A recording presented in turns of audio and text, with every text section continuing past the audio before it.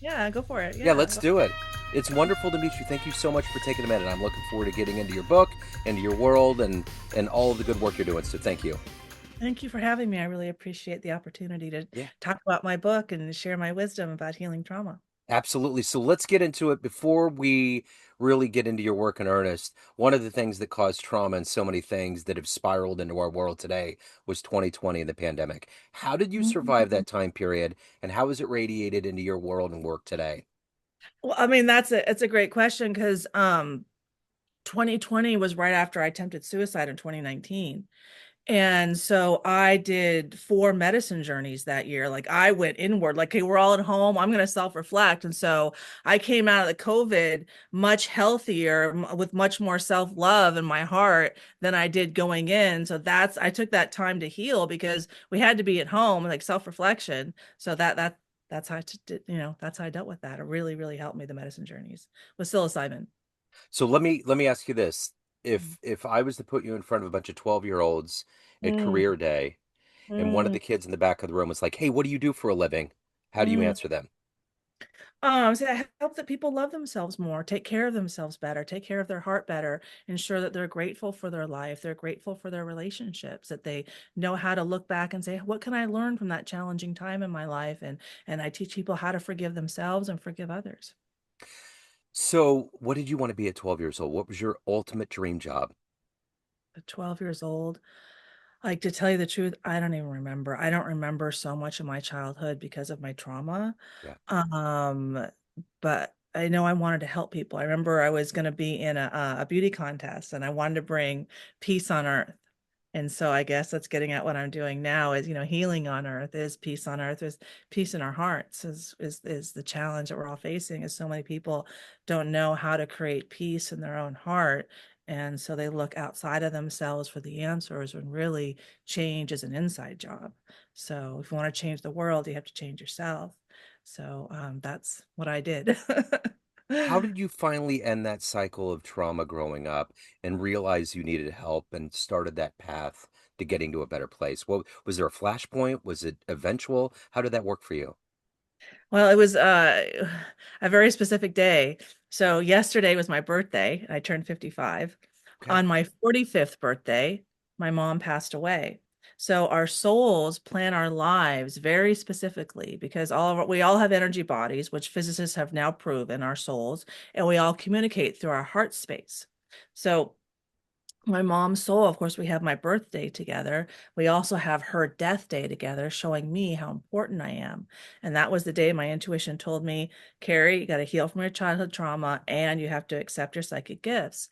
And that's when I had to learn how to surf the waves of life. Like, when we have a traumatic childhood and our parents don't know how to model a secure attachment to self so that we understand, okay, well, I got confidence, I got self-belief, life is hard, but I have these tools and I can make it through the hard times. Well, my parents never taught themselves, and so they never were able to teach me. So there I was, unable to surf the waves of life in a healthy way without having a ton of anxiety and depression that I was carrying around with myself.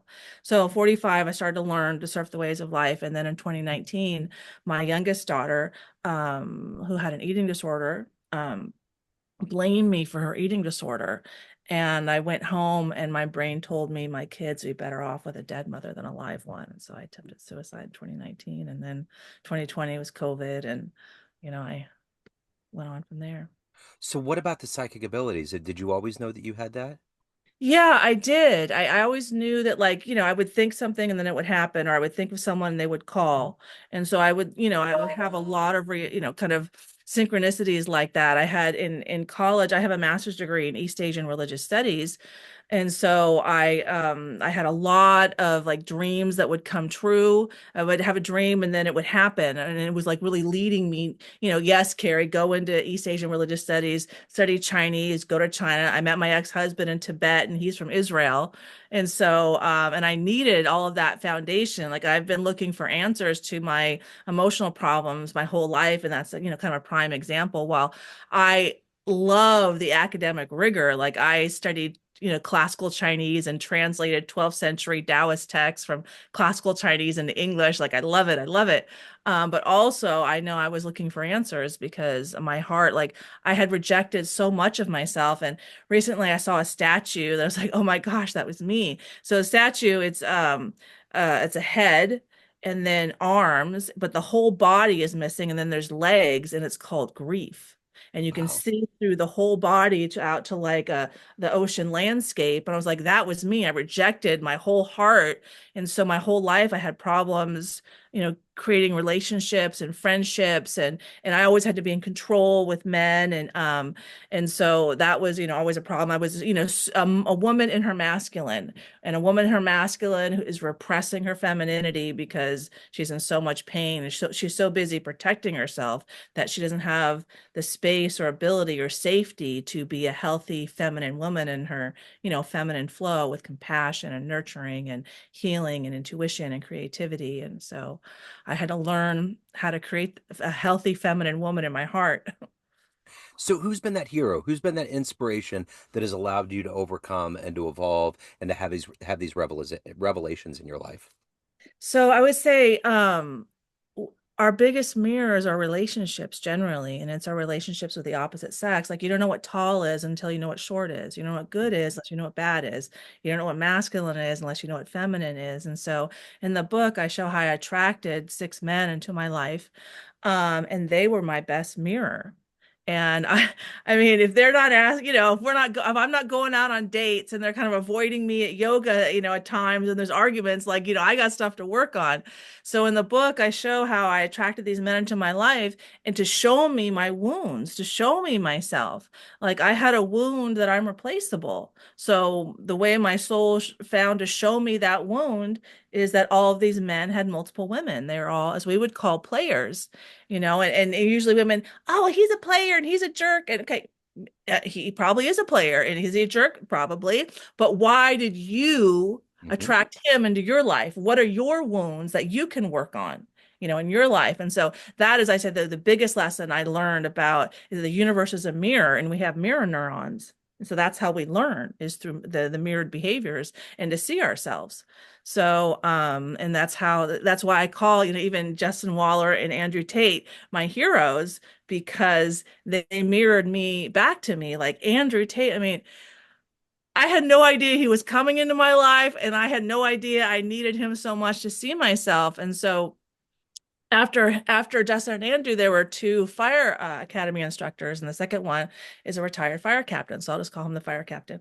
So the fire captain soul taught me that a man will open his heart to a woman when her love is stronger than his brute. I'm like, well, what if I apply that analogy to me and Andrew? I'm like 4-time UFC world champion, that's pretty amazing fighter. So I'm like, so my capacity for love and compassion as a healer is greater than Andrew Tate's capacity for brute strength as a fighter. I'm like, oh, I think I can help some people. Yeah. And so that was a huge realization. Another time when I was on a different medicine journey in 2023, Andrew Soul came through and was like, your voice is louder than mine. I'm like, okay, I need to get on some podcasts quick because, he's everywhere, Yeah. but now it's 2025 and I'm finally ready. So I'm finally starting.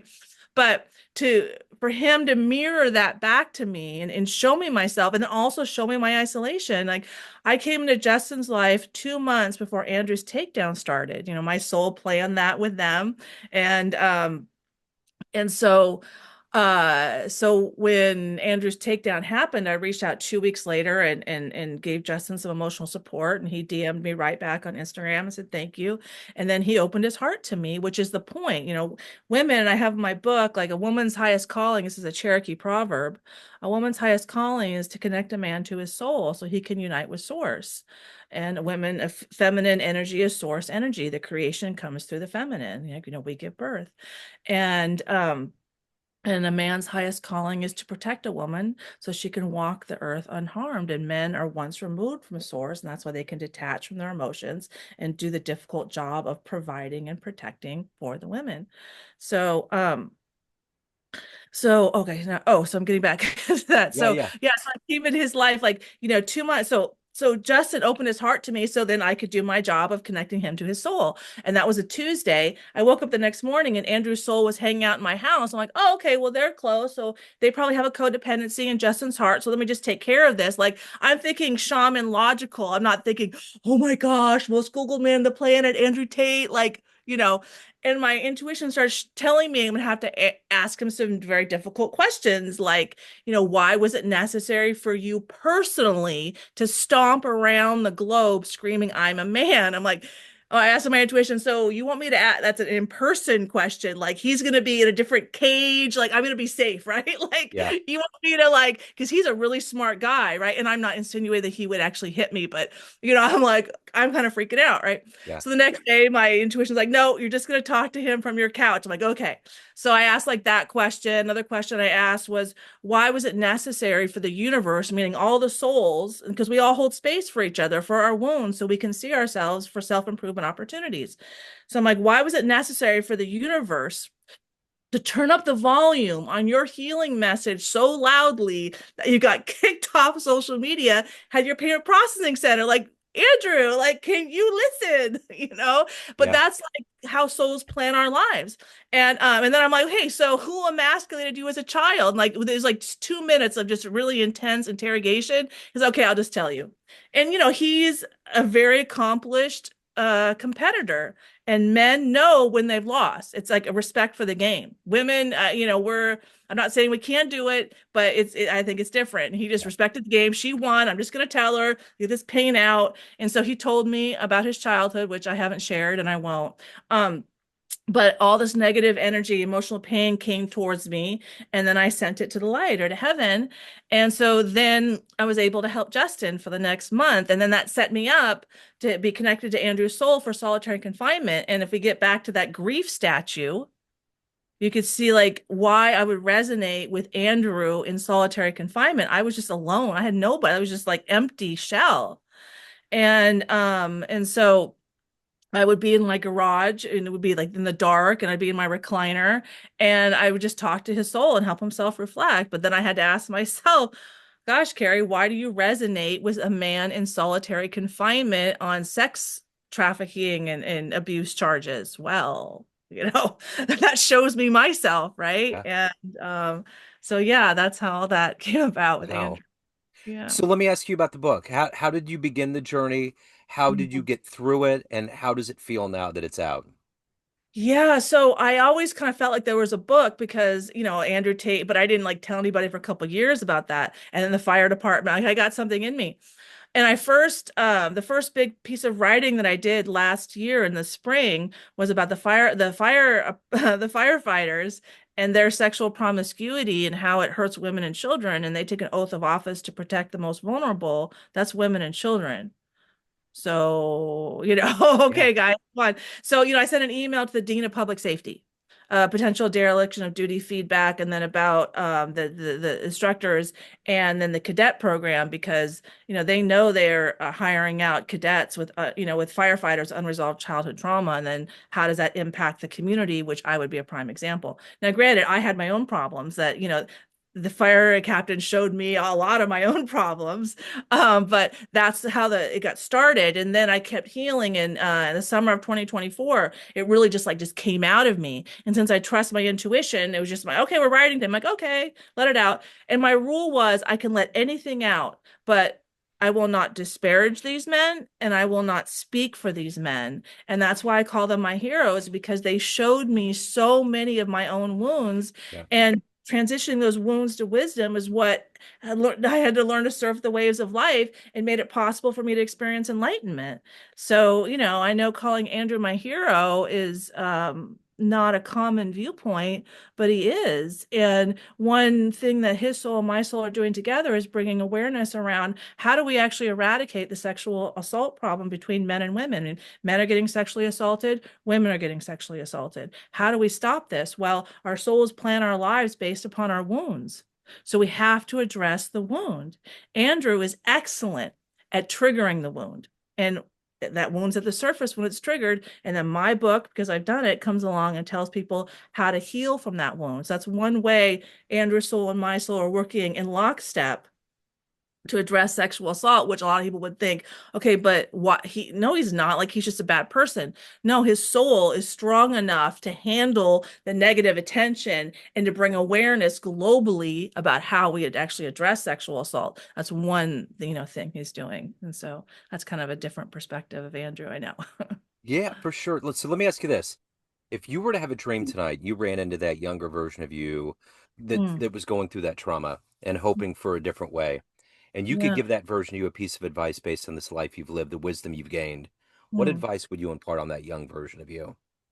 That accept that we're all souls having a human experience, that we need to have appreciation for the challenges in life because they're built by design.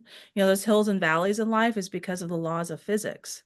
So, like I have in the book I call it the two ball experiment, laws of physics. Why the hills and valleys? So you have two identical balls, and one track is slightly downhill, and one track has hills and valleys. And the distance is the same, but the hills and valleys technically is longer because of the hills and valleys. Which ball reaches the finish line first? Oh, it would be the hills and valleys. Right, because you gain momentum and Uh-huh, speed uh-huh. and propulsion to get, like, if you're going to get to Mount Everest, the top of Mount Everest, how much do you have to go through to unearth more self-belief and the pain and the suffering to get there? That's the same thing. So Yeah. I needed all that childhood trauma. So what we call mental illness is a necessary prerequisite to experiencing enlightenment, which is an emotion. And so we need to have experience going through those hills and valleys, and only more advanced souls can take on enough emotional pain to propel them to that highest emotional state, most transformative state. And as I said, like, I've been looking for answers my whole life. I have a master's degree in East Asian religious studies, lived in Chinese Buddhist monasteries. No one ever taught me that enlightenment is an emotion and part of our healthy emotional range. And I think people are experiencing enlightenment a lot more often than we're actually talking about, because Buddhism has made it so otherworldly, and we've, kind of as a world adopted that. But it's, where I received wisdom and let go of profound fear, catastrophic fears. And if we all, like, just continue to open our hearts and align with universal wisdom, like the universe is a mirror, the two ball experiment, we all have energy bodies. I didn't decide what the wisdom is. I just downloaded it and, aligned with it. Well, I didn't decide 1 + 1 = 2. It just does. So yeah, I guess. What's the biggest risk that you've taken in life? Oh, sorry. One more. Can I get back to that Yeah, yeah, one more thing? please do. Please do. Yeah, sorry. So appreciate, learn, forgive. So appreciate your challenges in life, because appreciation, gratitude is a heart opener, and you can only heal when your heart is open. If you're in fight or flight, you're not healing because you're protected. So appreciate that. Learn to self-reflect, and you can do that through meditation, through walking in nature, yoga, exercise, however you do it, and learn to forgive everyone involved. Appreciate, learn, forgive. If you learn that process, there's no regret, there's no remorse, because your soul plans your life in every moment. So there's nothing to be regretful of. It's just all lessons. And I was going to ask about that forgiveness part. Is that the most important step in this whole process of healing trauma and evolving to another place? Well, I'd say the most important step, is the first step, is to set yourself up for success and have a gratitude practice Yeah. around, especially your challenges in life. Because if you don't have gratitude in the beginning, your heart's not open and you can't go anywhere. And what I found is I'm grateful. And then I ask myself, why was that necessary? What's the wisdom? And the forgiveness just naturally follows. But I think when people say forgiveness, they're talking about that whole process of opening your heart to learning your lessons, learning the lesson, and then letting go of it. And but I think that's what people call forgiveness. So let me ask you this. What's the biggest risk that you've taken in your life so far? I say attempting suicide. Yeah. No, I was on like trazodone, Klonopin, Soma, Ambien, and I just refilled everything. I don't know how I lived. Like, I really don't know how I lived. But my soul had to let go so much, and I had to go into my shadow so much to unearth this much, like, self-confidence to say, yeah, I'm the shaman, I'm red pill shaman, and I'm standing up to all these red pill player men over monogamy.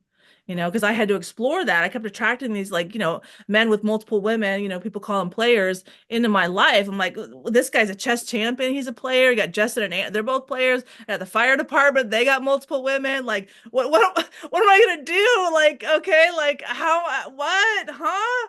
Yeah. So I had to really explore that. And then, but this is where the laws of physics really helps me, because our souls plan our lives based on laws of physics, and the woman is the center, and the man provides and protects.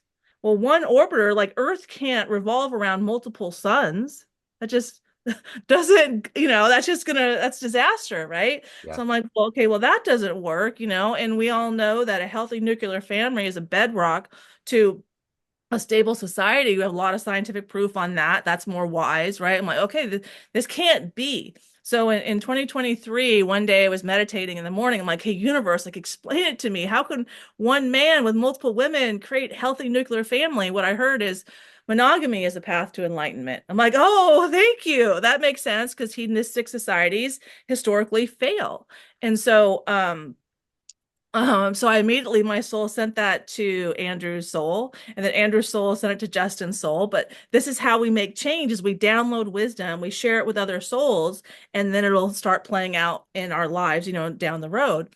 And so I went a couple hours later, I was watching YouTube, and I saw Myron Gaines from the Fresh and Fit podcast, I'm talking about, like Yeah. the Red Center of Red Pill, right? Yeah. And he was going off that he had been demonetized that same day. I'm like, oh, monogamy is the path to enlightenment, and now we're going to demonetize, but this is how it works. This is how I have more influence than Red Pill, and why I'm able to stand up for monogamy, because they have a whole blind spot. They don't talk about spirituality. They're not talking about, downloading wisdom and aligning with it and then taking over. But that's what I've been doing at home. I didn't know the plan, but that is part of the plan. That it took like a mother who's just done with feminism and sexual promiscuity and not being able to spend time with my kids and not being a healthy feminine woman and failed relationships to be like, I'm freaking done and I'm coming for Red Pill. Like, I'm just done. And so, yeah, and in the best way, like, they, I love those men, but we're all imperfect, right? And so that's kind of what I'm doing. Setting up to Red Pill. Yeah, no, I get it. So let me ask you this. Of everything that you've done, accomplished, and evolved to at this point, what are you the proudest of? My kids. Yeah. Yeah. And so, I mean, in the book, The Last Guy, which I didn't expect to happen, so I wrote the book and published the first edition last October. A week later, my intuition guided me to reach out to my guy from high school, who's former FBI. And he's currently the head of global security at you would know, but I'm not going to put it out there. And to deal with the internet. And he got that job 1 month before I reached out to Justin. Yeah. And the same year he left the FBI, and his father passed away, I attempted suicide. When I went to China, he was in Hawaii getting an MBA. Wow. So it's like we seem to be moving in lockstep. And because it seemed like, I'm like, God, I just came into Andrew's life like right before the takedown, and who am I working? But again, our souls have a plan. Yeah. And so I haven't been able to talk to him yet, but I would say he was more like 10 times as avoidant of his emotions as like the fire captain. And the fire captain, like 6'7", East LA, the man has seen things, Yeah. right? And then this guy is 10 times as avoidant. Yeah, so there's a lot more to tell on that story, and I hope that we could do that publicly, because we could learn a lot from that about how most likely he's the masculine soul opposite my feminine soul. So My Inner Heroine is the book. If anyone wants to dive into it more, we've really scratched the surface and delved in. If anyone wants to pick up a copy, if they have any questions, they want to reach out, any of the other good business in your world, where do they go? www.kerryblaser.com. I'm also on Instagram at Kerry Blaser, and I have a YouTube channel, Kerry Blaser. Yeah. Okay, excellent. I will put all that in the show notes. What a wonderful story, Kerry. Thank you so much for your time. Thank you for your story. Best of luck with everything. Thank you so much for having me. I really appreciate it. You bet. Thank you. Looking to get new clients to your business through cold calling or email marketing? At Agency Y, they envision a world in which small and big companies have equal chances to win new customers in the market. Their purpose is to bring parity and reduce the gap between large and small firms with the help of their cold calling and cold email marketing services. Use the code Joe Dimino 10 at www.agencyyy.org/coldcallingjoe.php or www.agencyyy.org/email marketing marketingjoe.php to get 10% off your first order. This is Joe Dimino of Neon Jazz and Famous Interviews, and I stand behind Agency Y to meet your business dreams.